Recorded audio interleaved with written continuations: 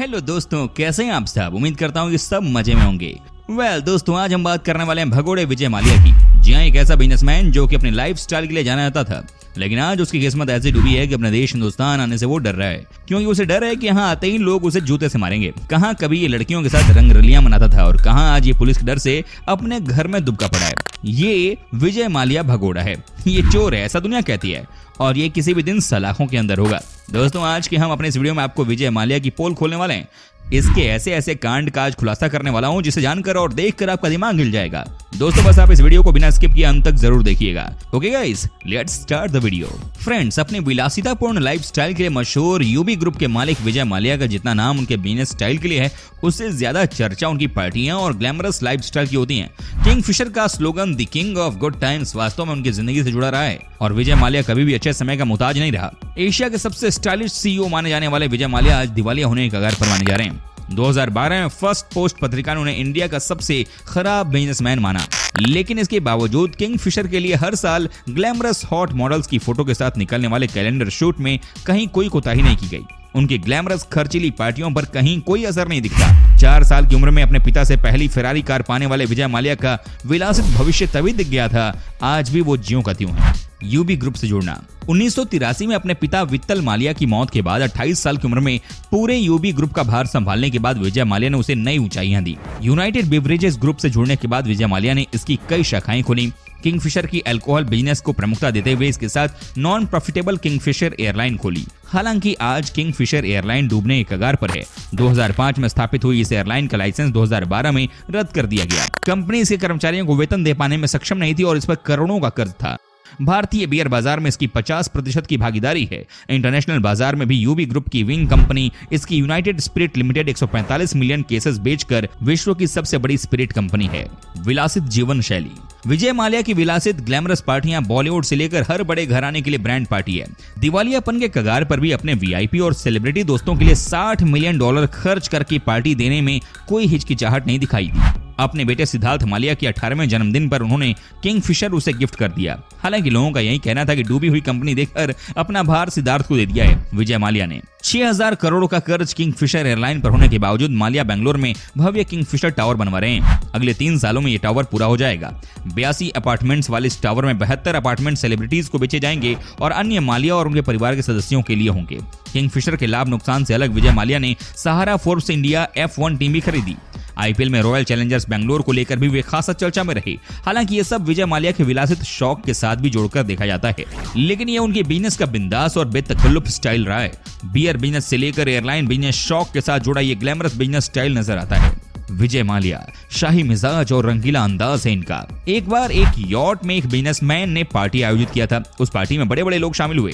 जब सभी लोग पार्टी का मजा ले रहे थे, तब नीचे डेक में वो बिजनेसमैन आने वाले किसी कारोबारी सौदे की तैयारी कर रहा था। ये बिजनेसमैन कोई और नहीं, भारत के मशहूर राजनेता Sahara Force India, Royal Challengers, McDowell, Mohan Bagan और किंगफिशर ईस्ट बंगाल किन स्पोर्ट्समैन के मालिक विजय माल्या हैं। माल्या की खासियत है कि वो बिजनेस से जुड़े हर पहलू की बारीकियों को पहले समझते हैं, फिर उस पर दांव लगाते हैं। हालांकि किंगफिशर एयरलाइन के मामले में उनका दांव असफल रहा था। 18 दिसंबर 1955 को जन्मे विजय माल्या ने छोटी सी उम्र में ही खुद के अंदर कारोबारी समझ विकसित कर ली थी। महज 30 साल की उम्र में ही माल्या ने यूबी ग्रुप को अंतरराष्ट्रीय स्तर पर एक बड़ी कंपनी बना दिया था। यूबी या यूनाइटेड ब्रेवरी कंपनी की ग्रुप स्थापना उनके पिता विट्ठल माल्या ने की थी। यूबी समूह शराब और मादक पेय उद्योग पर विशेष ध्यान देने वाली कई अलग अलग कंपनियों का एक विस्तृत समूह है। किंगफिशर ब्रांड इसका एक भाग है जो बियर बनाती है। शाही मिजाज। पहली नजर में विजय माल्या को देखने वाले लोग उन्हें एक ऐसे अय्याश की संज्ञा देते हैं जो रेमंड चश्मे और भारी महंगे गहने पहनने तथा फार्मूला 1 और क्रिकेट जैसे खेल को काफी पसंद करता है। देर रात पार्टी में मौज मस्ती करना और स्पीड बोट में खूबसूरत महिलाओं के साथ दिखने वाले विजय माल्या की छवि लोगों के दिलो दिमाग में बस गई। किंगफिशर का संकट। अपनी तड़क भड़क भरी जीवन शैली के लिए पहचाने जाने वाले उद्योगपति विजय माल्या पिछले 2 साल से किंगफिशर एयरलाइन के वित्तीय संकट की वजह से काफी विवादों में रहे हैं। 2004 में गठित हुई किंगफिशर एक समय भारत की सबसे बड़ी एयरलाइन कंपनी थी, लेकिन एयरलाइन के खर्चे इतने ज्यादा थे कि ये ऊंचाई ज्यादा दिन तक टिक नहीं सका। कहा जाता है कि यात्रियों को अपनी ओर खींचने के लिए किंगफिशर द्वारा एक अलग तरह की स्ट्रेटजी अपनाई गई। एयर होस्टेस में ज्यादा से ज्यादा खर्चा किया गया। किंगफिशर का खर्च प्रति पैसेंजर जेट एयरवेज के मुकाबले लगभग दोगुना था। किंगफिशर एयरलाइंस में परोसे जाने वाले खाने का खर्च प्रति यात्री 700 से 800 रुपए था, जबकि जेट एयरवेज में यही खर्च 300 रुपए प्रति पैसेंजर था। खर्च में कटौती के मोर्चे पर माल्या बुरी तरह सफल रहे। शुरुआत में तो माल्या और उनकी कंपनी किंगफिशर की स्ट्रेटजी कामयाब रही, लेकिन जैसे जैसे कंपनी का खर्च बढ़ता गया, जिसमें 2008 के बाद अचानक कच्चे तेल के दाम में बढ़ोतरी भी शामिल है, उससे कंपनी का आर्थिक संकट भी बढ़ गया। वित्तीय संकट से गुजरने के बाद आखिरकार 2012 में किंगफिशर का लाइसेंस रद्द कर दिया गया। आज किंगफिशर एयरलाइंस पर कुल 7,000 करोड़ रुपए का कर्ज है। शौक से जुड़ा बिजनेस और धर्म। विजय माल्या उन बिजनेसमैन में से रहे हैं जिनका नाम बिजनेस से अलग अन्य गतिविधियों में भी रहा है। विजय माल्या धार्मिक माने जाते हैं। अपने किसी भी एयरलाइन की शुरुआत से पहले उनकी पहली उड़ान शिरडी की होती है। इसके अलावा विजय माल्या को ज्वेलरी का काफी शौक रहा है। एक बड़ा डायमंड ब्रेसलेट हमेशा उनके दाहिने हाथ में होता है। किसी भी नए काम की शुरुआत वो शुभ समय देखकर ही करते हैं। राजनीतिक और सामाजिक गतिविधियां। राजनीतिक गतिविधियां भी खासा चर्चा में होती हैं। 2010 से वे कर्नाटक से राज्यसभा के सदस्य भी थे। हालांकि उनकी राज्यसभा सदस्यता से इस पर कोई फर्क नहीं पड़ता, लेकिन देश की धरोहर को देश में लाने के लिए माल्या का नाम सभी बिजनेसमैन से अलग रहा है। 2004 में लंदन में टीपू सुल्तान की तलवार की नीलामी में विजय माल्या ही उसे खरीदकर भारत लाए। इसी तरह 2009 में महात्मा गांधी का चश्मा, चमड़े की चप्पल, घड़ी, अंतिम बार जिस प्लेट में महात्मा गांधी ने खाना खाया था, उस प्लेट को भी $1.8 मिलियन खर्च करके खरीदा था। भारत सरकार द्वारा नीलामी को न रोक पाने की स्थिति में माल्या के इस कदम की काफी सराहना हुई थी। एयरलाइन के बिजनेस में बड़े नुकसान के बाद कर्ज में डूबे विजय माल्या के रहन सहन, खर्चीले स्वभाव में कोई बदलाव नजर नहीं आता। आज भी पहले की तरह पार्टियां देना, बिंदास और बेपरवाह जीना भी एक प्रकार से विजय माल्या के साथ जुड़ा विवाद ही है।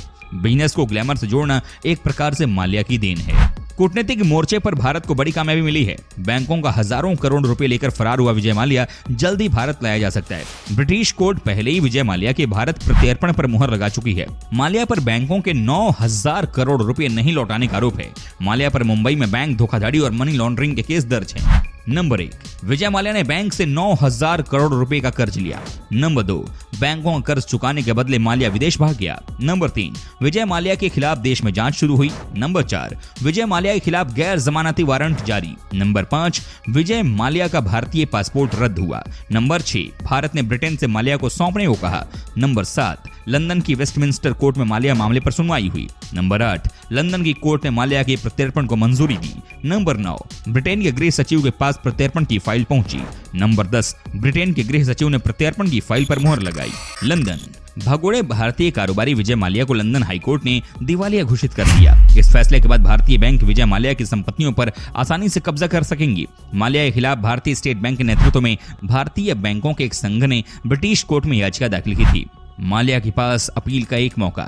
इस याचिका में माल्या के किंगफिशर एयरलाइंस को दिए गए लोन की वसूली के लिए माल्या को दिवालिया घोषित करने की मांग की गई थी। माल्या के पास लंदन हाईकोर्ट के फैसले के खिलाफ अपील करने के लिए अभी एक मौका बाकी है। माना जा रहा है कि माल्या के वकील जल्दी इस फैसले को चुनौती देने के लिए याचिका दाखिल करेंगे। माल्या के शेयरों से बैंकों को मिले 792.12 करोड़। जुलाई में ही विजय माल्या को कर्ज देने वाले बैंकों ने उनके शेयर बेचकर 792 करोड़ रुपए हासिल किए थे। स्टेट बैंक ऑफ इंडिया की अगुवाई वाले बैंकों ने कंसोर्शियम की तरफ से डेट रिकवरी ट्राइब्यूनल माल्या के शेयर बेचे गए थे। मनी लॉन्ड्रिंग से जुड़े एक मामले में प्रवर्तन निदेशालय ने इन शेयरों को जब्त कर लिया था। उसने बैंकों के पैसा रिकवर करने के लिए ऐसा किया था। ईडी ने हाल ही में डीआरटी को इन शेयरों को बेचने की इजाजत दी थी। माल्या ने क्यों लिया था बैंकों से भारी भरकम कर्ज? माल्या ने किंगफिशर एयरलाइंस की सेवाएं जारी रखने के लिए एसबीआई और दूसरे बैंकों से 9,990 करोड़ रुपए का लोन लिया था। फिर किंगफिशर की हालत बिगड़ने के बाद कंपनी डूब गई थी। माल्या ये पैसा बैंकों को नहीं लौटा सका। उसने बैंकों से लोन के रूप में मिले पैसे का इस्तेमाल लग्जरी एयरक्राफ्ट और दूसरी प्रॉपर्टी खरीदने के लिए भी किया था।